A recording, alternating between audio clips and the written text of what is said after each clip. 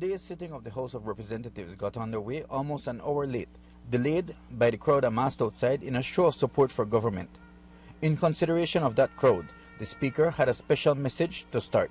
I beg of you a small indulgence. I think it would be remiss of me not to make some mention about what's happening here today. Today represents the best of democracy. And in the best of democracy, we have what can be potentially the worst of democracy. I just want to say and make very clear from the start that inside this National Assembly is not a political rally. But it was political, and Prime Minister Dean Barrow proved that with his opening words. We pioneered the food pantry support outreach to our people, the cash transfer to struggling families, homeowner relief by the write-off of millions and millions of dollars in the Ministry of Housing, DFC and SSB with respect to mortgages. We came up with the high school subsidies, with the apprenticeship and second chance programs.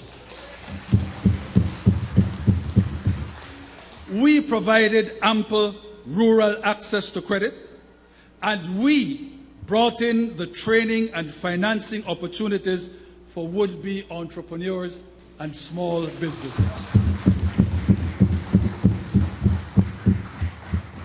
What Petrocaribe has done now, though, is to enable us to take our social justice trailblazing, our economic protection and empowerment of the poor and the middle class to new levels. It has allowed us to realize now giant achievements for the people of Belize that hitherto we could only dream of. And of course, Barrow defended the spending of the Petrocaribe monies while hammering the past administration. But not before their administration collected, well, I hear different figures. I hear different figures. Somewhere between 30 and 50 million. So, two things arise. Why was not the Petrocaribe arrangement, their take of which exceeded by 3 times the trigger amount of $10 million under the Finance and Auditor, why did they not ever bring Petrocaribe to Parliament?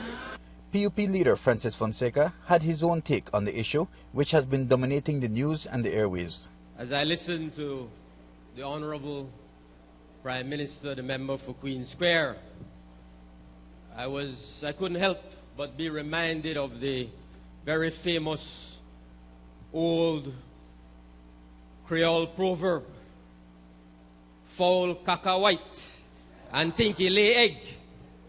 Self-absorbed, Mr. Speaker, full of himself.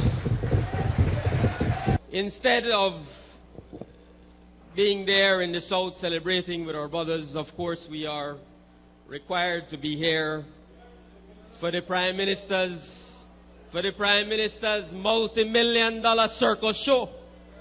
Multi-million-dollar circus show. You put on the lights, you put on the music, and he begins to sing and dance.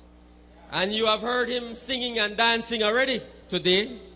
And you will hear him sing and dance all day today to his favorite tune, to his favorite song. Don't blame me, blame the PUP.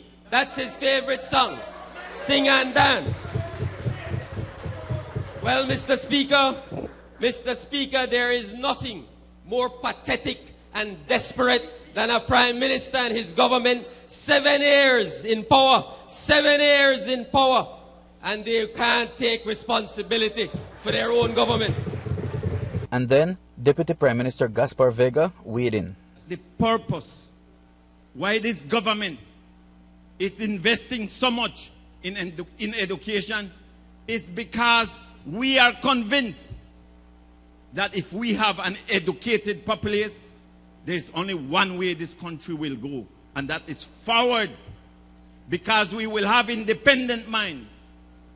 We will have those young people with the capacity to think for themselves and not to allow some politician who wants to lead try to cover the sun with one finger. Of course, after that, Prime Minister Said Musa had his say. The record is there. It's all there.